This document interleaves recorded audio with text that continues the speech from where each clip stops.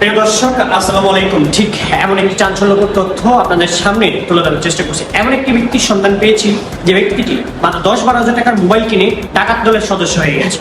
নিরীহ ব্যক্তি কিভাবে ডাকাত দলের আসামি হয়ে আজকে 6 বছর মামলা টানছে তার মুখ থেকে আপনাদেরকে জানান দেওয়ার চেষ্টা করব।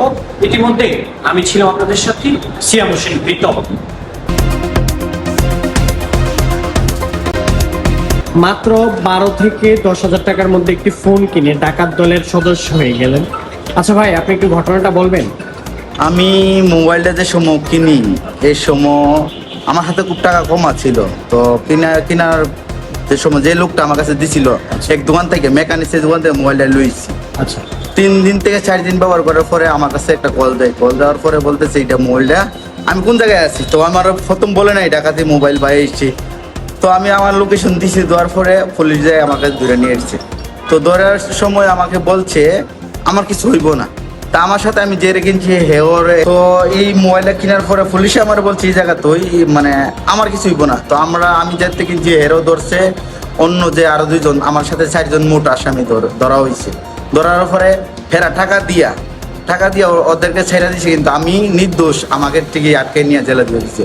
3 মাস 10 দিন জেল খাটার পরে তো আমি বাইরে এলাম। বাইরের পরে চিন্তা করে দেখলাম এই যে মিথ্যা মামলায় আমার দিছ। তা আমার প্রতি সে একটি পুরান মোবাইল যাতে জীবনে না মানুষে কিনি। আচ্ছা আচ্ছা। হ্যাঁ, যদি এরকম মোবাইল দ্বারাতে কিনা আমার মতন সাধারণ মানুষ যদি এরকম ভাবে মোবাইল কিনে সেটা এরকম ন্যস্ত হয়, আমার জীবনটা নষ্ট তো হয়েছে। আরো এরকম মোবাইল ভবিষ্যতে কিনলে আরো অন্য মানুষের ভবিষ্যতে নষ্ট। মামলাটা প্রায় 6 বছর। 6 বছর ধরে প্রথম গেছে 2 লাখ টাকা আমার মামলাতে। আমি 16 নম্বর আসামি। ডাকাতি মামলা। জানেন কি না এই মামলার বিষয়ে? আমি জানবো, আমি আমার বাড়ি ব্রাহ্মণবাড়িয়া, থাকি সিলেট। আর মামলা হয়েছে কুমিল্লা মুরাদনগরের। এই মামলা কুমিল্লা মুরাদনগরের ডাকাত দিয়েছে মুরাদনগরে। তো আমি থাকি সিলেট, আমি তো মুরাদনগর কুমিল্লা আমার জীবনে আসি নাই। তো ফার্স্ট পুলিশে আমার ধরে নিয়ে আসার পরে আমি আসছি।